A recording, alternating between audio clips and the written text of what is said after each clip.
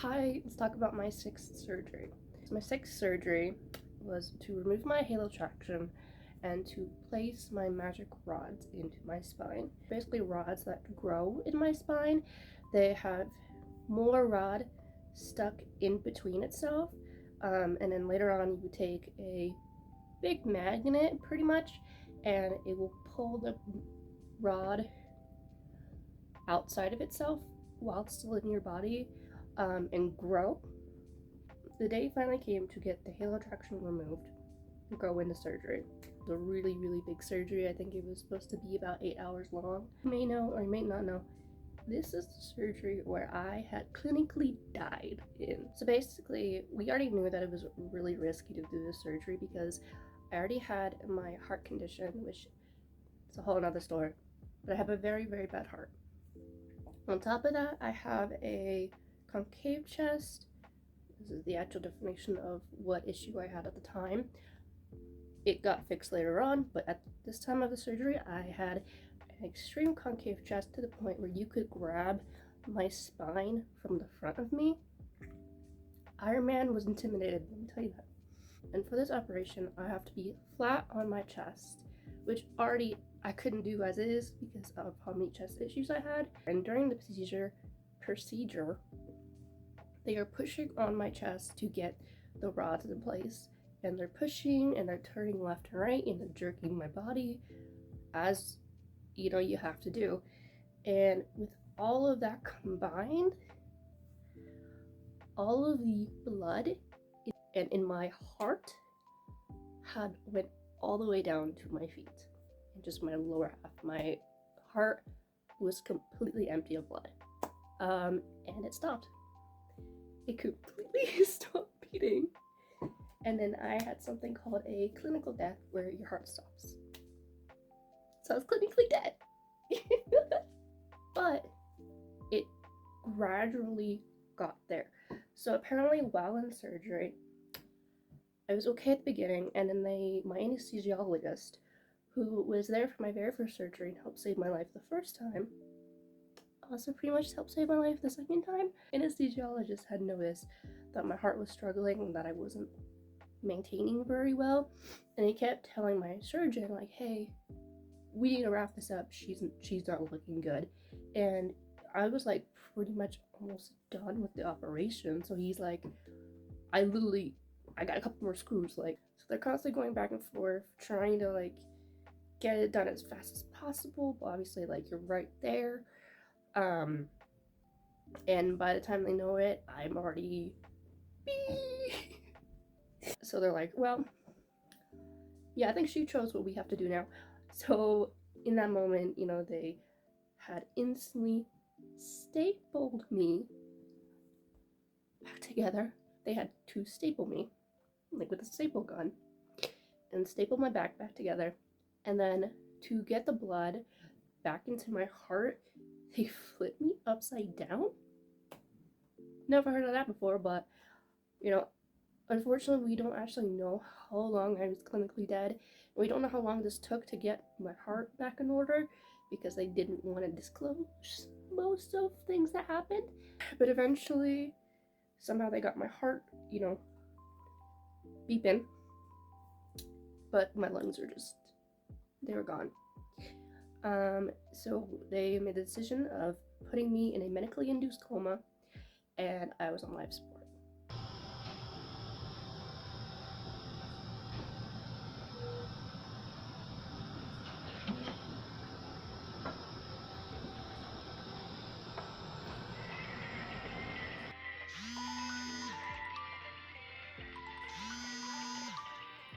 Now, I was in this medically induced coma for about a week and a half, maybe a little less, maybe a little bit more. It's hard to tell. And I stayed in the ICU for pretty much the entire time. And it was just a waiting game. So my heart was beating on its own, but we had a string that went in my neck and down into my heart to monitor the beats as closely as possible. But my lungs were not a single function.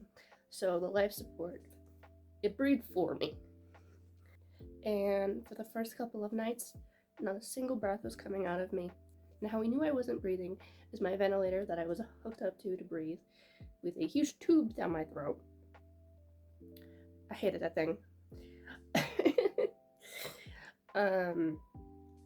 Had 2 different screens and 2 different lines, different colors, and one was the breaths that I was taking from the machine, and one I was taking from my body. Eventually, after a couple days, I'd get like 1 breath out of my body, then nothing really, and then a couple breaths. So there was like signs of me getting better, but it was just a really long game. Slowly but surely, they started letting off of the medically induced coma, and it was kind of up to my body. So if they start letting off the gas and I start doing better, they'll let it off more. But if I start plunking, dropping, whatever you want to say, they'll up it again and put me back under. One night, like a week in, I just opened my eyes and I look over to my mom. It's just my mom in the ICU with me. It's the middle of the night, and she's like obviously shocked because I'm staring at her. And I have the tube down my throat, so I can't talk. And I just start pointing to the bedstand next to me, and she's like freaking out. She's like, what? And I'm pointing to my phone, and she's like thinking that I wanted to bring up like a notepad to communicate. And I just start filming myself. The only thing I did not want is to wake up with a tube down my throat. And I did. I didn't care how I got there. I was just pissed that I had it. But I was just like, damn, if I have this, something probably went wrong. So let me film it. And I got my phone out and I started filming and making TikToks. Well, I guess Musical.ly was called back then. Because I was like, I want to document this. This is so interesting.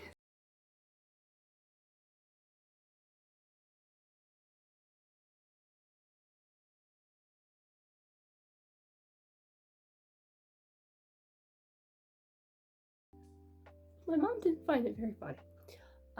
So yeah, that was how I woke up. But even though I was still awake, I was still on life support. There's this instance where like I said, I really didn't like the tube. Please don't do this. But I kept trying to rip my tube out of my throat to the point where I ended up in straps to my like bed because they couldn't trust me to not rip out my fucking tube. And one night, my mom and my nurses were like trying to talk to me, and I'm like, Pinky promise, like I won't rip out my tube. So they finally unstrapped me, and instantly I went straight for the tube in my throat and tried ripping it out. And thank God they got me back. It's really not funny, but all I can do is laugh to my stupidity. They got me strapped back in. That was only pretty much for the first night, and then they took the tube out, everything else, and as soon as possible, I was up and walking.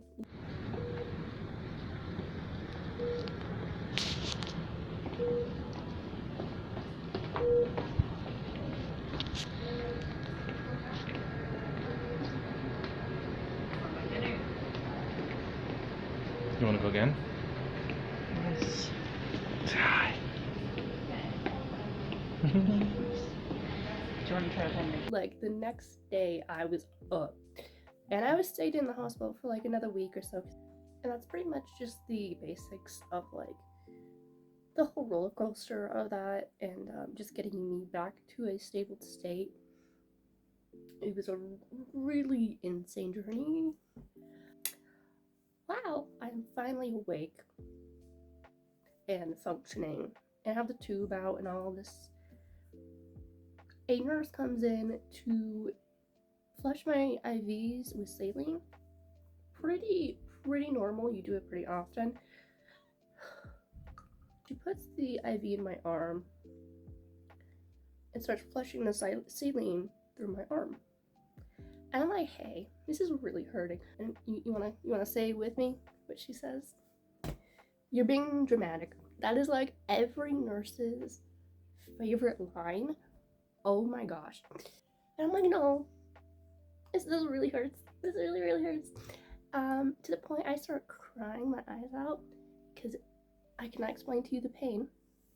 And my mom's like, yeah, get it out. She does not. Of course, she does not. And she pushes harder and pushes more through my veins to the point I am screaming on top of my lungs. And I think I black out. My mom's like about to rip it out of my nurse's hand because my nurse doesn't stop. And my anesthesiologist, my angel sent from above, on the opposite side of the hospital, and he heard my screams from there. And he rushed in and he ripped out himself, and he starts screaming at her, and he realizes that she put too big of a gauge in my arm. So you need like a really small kind of needle. They're more like silicone, but basically you need a small thing for small veins to push fluid through. She had a huge gauge to push through my small veins to the point she was ripping open veins in my fucking arm and bursting them. Oh my god, I cannot explain to you the pain that I was feeling. No words. And, it was pretty much, after everything kind of got stabilized, it was really just smooth sailing besides that lady. So yeah. Oh, and I totally forgot to mention this. But after everything, obviously the point of the surgery was to have the Magec rods put in so they would grow with me. And for about 2 years, every 8 weeks, I would have lengthenings. And it was when a man would come in. Coolest dude ever, mind you. He was pretty cool. But he would take a huge magnet, put on my spine, and shift the rods upward. They ran out of rod. I was supposed to be like 5'8", I'm 5'6". Rod had ran out of itself, but I was still growing. I was growing, but my spine couldn't because there was no more length to lengthen. So I felt like I was stuck in a box for months. It's horrible. And the main question I get when I tell this story is, what did I see when I died? I could hear, I remember that very clearly, I could hear everyone talking. To be honest, the Insidious movies are to a T what I saw. What I can remember seeing, if you have ever watched Insidious and he goes into the other, that like dark room, foggy-ish room is pretty much what I saw. But it's still cool. But my personal opinion on my experience, I look at it very fondly on just my side of it.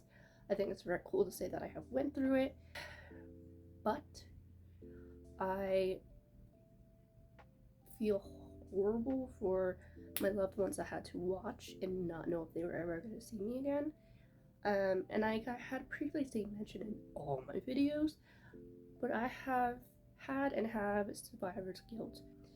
So, and it's like, they didn't have to worry for nothing because I didn't actually end up dying, so it's the heartache for no reason. And if I do die permanently, if I die permanently, they went through all these years of pain and then I die anyway, like, it's real complicated. And I just call it survivor's guilt because I have guilt for surviving pretty much. And then for the next surgery, because more to come, I was so nervous and I was like, I don't want to put them through that again. And it just, the burden of surviving is something that people don't really talk about because it's not something that many people have to experience. But it's a really complex and really difficult thing that I don't even understand myself. So, yeah. Anyway, so yeah, that is the gist of my 6th surgery. What is the next one? I think the next one is my chest surgery, which is they're all a real doozy, so just buckle up. Bam. Thank you so much for watching, I really appreciate it. Yeah, see you next time.